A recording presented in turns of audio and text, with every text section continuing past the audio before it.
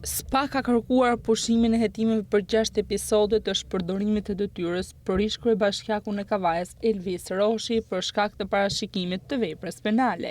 Megjithatë, ish-kryebashkiaku i Kavajës nuk do t'i shpëtojë ndjekjes penale pasi ai akuzohet nga SPAK për 5 episode të tjera për shpërdorim detyre.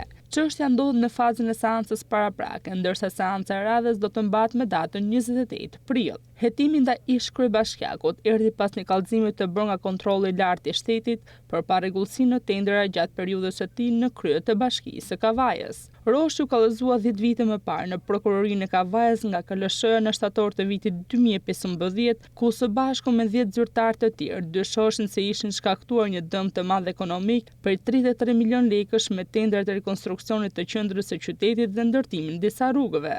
Shkeljet u zbuluan pas një auditi të kryer në Bashkinë e Kavajës për periudhën janar të vitit 2013-dhjetor të vitit 2014. Në listën e shkeljeve u rënditën 12 tendera të zhvilluar kryesisht për rekonstruksionin e qendrës së qytetit, të disa rrugëve lidhëse dhe mbjelljen e pemëve dekorative.